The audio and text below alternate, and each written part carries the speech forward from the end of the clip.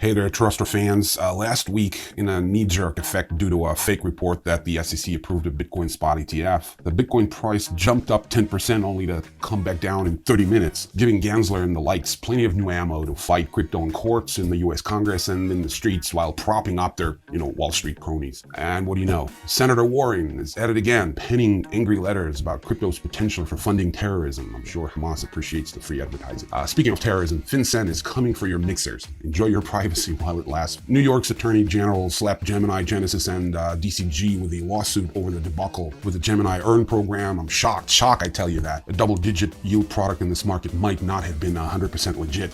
Former FTX exec Nishad Singh is spilling the tea on SBF in exchange for a lighter prison sentence. Nothing like turning on your buddies to save your own skin. A stand-up guy, although he's looking at 75 years, so I don't know how you would act in this situation. I don't know how I would act in this situation. Ethereum co-founder Joe Lubin is being sued by former Consensus staffers alleging shady behavior. Binance had to axe its Visa card in Europe while still unable to onboard new UK users. The Phantom Foundation got hacked to the tune of over $500,000. Oops. And Philippines exchange lost $6 million worth of XRP. Just another day for crypto security. But hey, at least UNISWAP trading volume beat out COINBASE last quarter. Decentralization for the win. I don't know if it's a good thing, actually. We'll talk about that. And Bitcoin maxis are pumped about Lightning getting more assets. Because isn't that what we all want from Bitcoin? More and more Bitcoin derivatives. On the NFT side, the Metaverse alliances and partnerships continue, but so do the scams, with a game dev team making off with $1.6 million from investors. That's an awesome trick. I'll tell you about that later in some detail. This is really, truly remarkable. When will people learn not to ape into projects just because the art looks cool? Anyway, let's continue our journey down the crypto rabbit hole and take a closer look at the latest on scandals, hacks, lawsuits, and infighting. And of course, don't forget to sub to our YouTube and especially our TikTok, where we keep the short ones. And lastly, before we dive deep, remember to join our Telegram community where we aim to educate and entertain. And for the latest with TRASTRA, if you're already with us. For now, let's get on with the rest of episode 85 of your beloved TRASTRA Newsreel.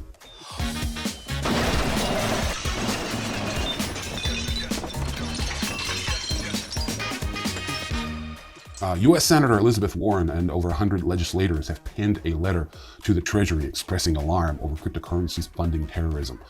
Citing a report, they highlighted that Hamas and the Palestinian Islamic Jihad amassed $130 million in crypto from August 2021 to June 2023, purportedly funding recent attacks on Israel. The letter urges decisive action to curb such illicit activities and questions the current administration's awareness and countermeasures. FinCEN, the infamous Financial Crimes Enforcement Network, dropped a paper called Proposal of Special Measure regarding convertible virtual currency mixing as a class of transactions of primary money laundering concern. I ought to do this in more robot voice. Laundering concern. As you can imagine, the document is quite sizable, but it can be summed up in one sentence. No more crypto mixing for you. Remember the soup Nazi? Anyway. FinCEN designates crypto mixing as an area of primary money laundering concern.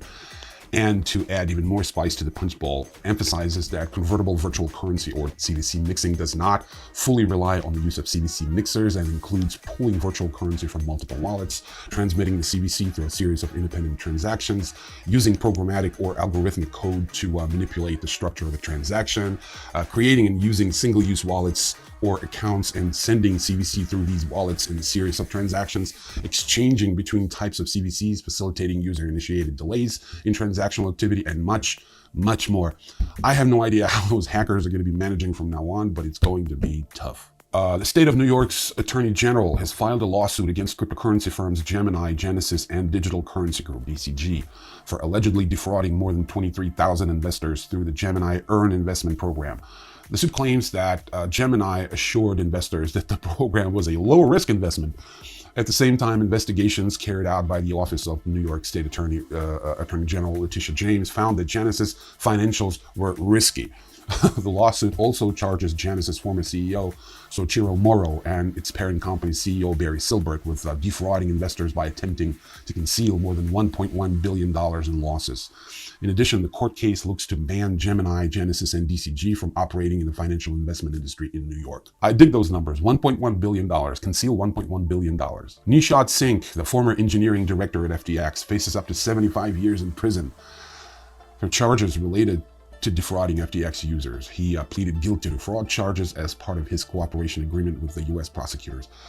During his testimony this week, Singh said that when liquidity issues at FTX began in November 2022, he felt suicidal for some days while dealing with alleged inconsequences between the exchange's public statements and its activities behind the scenes.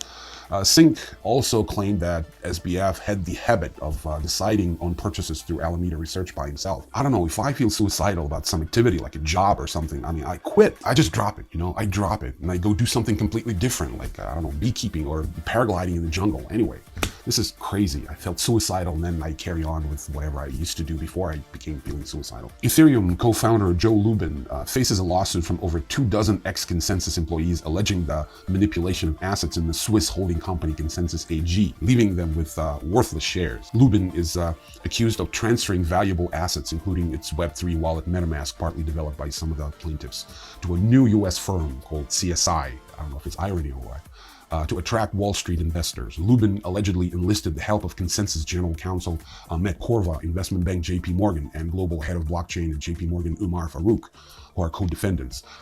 Despite Lubin's early promises of company equity for reduced salaries, plaintiffs claim he broke his word. Consensus said plaintiffs' claims were frivolous and a fruitless attempt to enrich themselves from the success of others. I don't know, I think the success of MetaMask is basically due to all those folks that created it. I don't know. I mean, I don't mean to be too Marxist on you, but here we are. Anyway, Binance Visa debit card services will close down in the European Economic Area in December, marking the latest setback for Binance. The termination of the card services was announced a day after the exchange restored euro deposits and withdrawals, which had been unavailable for a month after payments processor PaySafe dropped the exchange.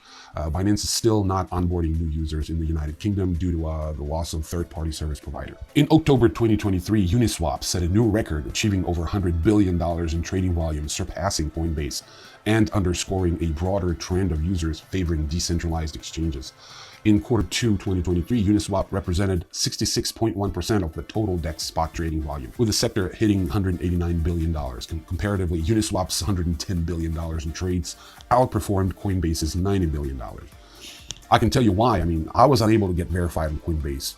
They don't accept passports as ways of, identity verification. This is crazy. Lightning Labs CEO Elizabeth Stark believes Taproot assets can help usher in the Bitcoin renaissance. I didn't know Bitcoin was in the dark ages, making Lightning a multi-asset network and cementing Bitcoin's place as the internet of money. Funny how they put on its head this original Satoshi's message that Bitcoin was supposed to be the money for the internet, not the internet of money. Anyway, now the idea is to pave the way for using stable coins and other assets on Bitcoin without compromising its core tenets.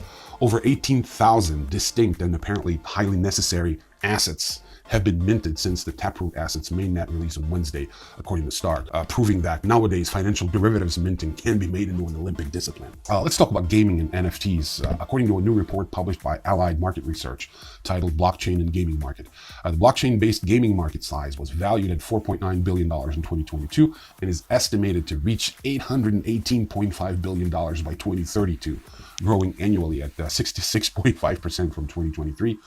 2032. I don't know any other industry in the world that can actually, show those numbers. This is crazy. A bunch of presumed Web3 heavyweights formed the Open Metaverse Alliance it's called OMA3, to address challenges in the NFT industry and metaverse.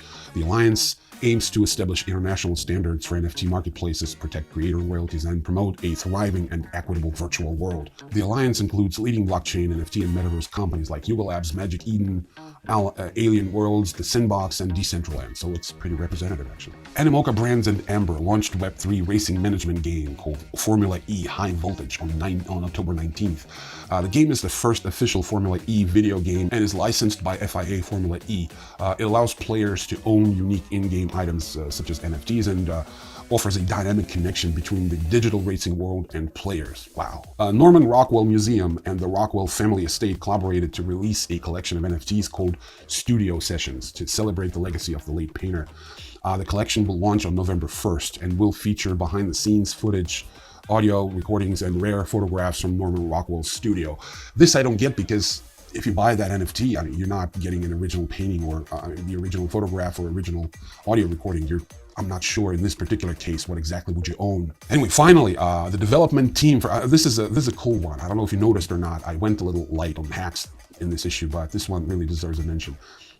The development team for a gaming project FinCEN carried out an alleged exit scam, siphoning away $1.6 billion from investors through market manipulation, according to a recent report from blockchain security platform Certicate.